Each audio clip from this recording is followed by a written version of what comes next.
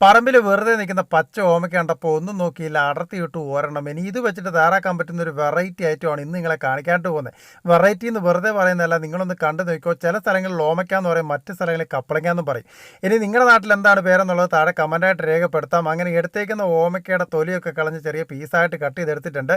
ഇനി ഇതിനെ ഒരു 3-4 വട്ടം കഴുകിയെടുത്ത് കുക്കറിലോട്ട് ഇട്ടങ്ങോട്ട് കൊടുക്കാം. ഇടുന്നതിനോടൊപ്പം തന്നെ നമ്മുടെ എല്ലാ സുഹൃത്തുക്കളും ആ താഴെ കാണുന്ന ലൈക്കും ഷെയറും ചെയ്യാൻ മറക്കരുത്. കാരണം നിങ്ങളുടെ സപ്പോർട്ട് ഉണ്ടെങ്കിൽ ഇതുപോലുള്ള കിടുക്കാച്ചി ഐറ്റംസുകൾ ഇനിയും ചെയ്യാനായിട്ട് പറ്റത്തുള്ളൂ. കൂടെ തന്നെ 250 ml കപ്പിന് 1 കപ്പ് പരിപ്പും പിന്നെ വേണ്ടതിന് ആവശ്യത്തിനുള്ള ഉപ്പ് കൂടി ചേർത്ത് കൊടുക്കാം. 1 ടീസ്പൂൺ മഞ്ഞൾപ്പൊടിയും. ഇനി ഇത് വേവിച്ചെടുക്കാൻ പാകത്തിനുള്ള കുറച്ച് വെള്ളം കൂടെ അങ്ങോട്ട് ഒഴിച്ചു കൊടുത്തിട്ട് ഒന്ന് ഇളക്കി എടുത്തിട്ട് മൂടി വെച്ച് അടച്ചു കൊടുത്ത് അങ്ങോട്ട് വേവിച്ചെടുക്കാം. ഒരു 4 വിസിൽ അടിക്കുമ്പോഴത്തേക്കിനും ഈ ഓമയ്ക്കൊക്കെ വെന്ത് നല്ലതുപോലെ അങ്ങോട്ട് പരുവത്തിലെത്തുമേ. ഇനി ഇതിൻ്റെ ആ ഒരു പ്രഷറൊക്കെ ഒന്ന് പോകാനായിട്ട് കുറച്ച് സമയം ഒന്ന് വെയിറ്റ് ചെയ്യാം. ആ വെയിറ്റ് ചെയ്യുന്ന സമയം വെറുതെ ഇരിക്കേണ്ട ഒരു പണി ബാക്കിയുണ്ട്.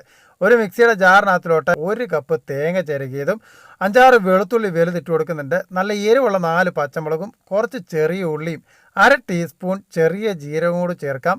ഇനി ഇത് അരച്ചെടുക്കാം. കുറച്ച് വെള്ളം കൂടെ അങ്ങോട്ട് ചേർത്ത് അരച്ചങ്ങോട്ട് എടുക്കുമ്പോഴത്തേക്കിന് നല്ലൊരു അരപ്പ് താണ്ട ഇതുപോലെ ഇങ്ങനെ അങ്ങോട്ട് റെഡി ആയിട്ട് അങ്ങോട്ട് വരും. ഇനി നേരത്തെ പ്രഷർ പോകാൻ വെച്ചിട്ടുള്ള കുക്കറിൻ്റെ മൂടി തുറന്നിട്ടുണ്ടല്ലോ, ഒരു തടിത്തവി ഉപയോഗിച്ച് നല്ലതുപോലെ താണ്ട ഇങ്ങനെ അങ്ങോട്ട് ഓമയ്ക്ക കുത്തി ഉടച്ചങ്ങോട്ട് എടുക്കണം. ഒടച്ചാൽ ഒടയുന്ന പരുവത്തിലാണ് വേവിച്ചങ്ങോട്ട് എടുത്തേക്കുന്നത്.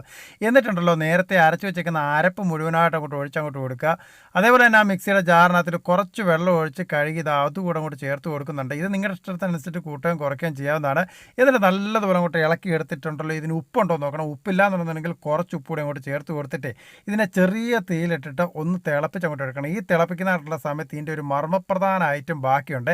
അതിനായിട്ടൊരു പാൻ എടുത്ത് അടുപ്പത്തേക്ക് വെച്ച് അതിലേക്ക് കുറച്ച് വെളിച്ചെണ്ണ ഒഴിച്ച് ചൂടായിട്ട് വരുമ്പോൾ ഉണ്ടല്ലോ 1 ടീസ്പൂൺ കടുക് ഇട്ടങ്ങോട്ട് ചന്നമ്പൻ്റെ അങ്ങോട്ട് പൊട്ടിച്ചങ്ങോട്ട് എടുക്കണം. കടുക് പൊട്ടുന്നതിനോടൊപ്പം തന്നെ ഒരു 7 ചെറിയുള്ളിയാണ് വട്ടത്തിലരിഞ്ഞ് ചേർത്ത് കൊടുക്കാം. 1/4 കപ്പ് തേങ്ങ ചെറിയ ചേർക്കുന്നുണ്ട്. തേങ്ങ മെയിനായിട്ട് ചേർത്ത് കൊടുക്കണം, ടേസ്റ്റ് കൂടാൻ വേണ്ടി ചെയ്യുന്നതാണ്.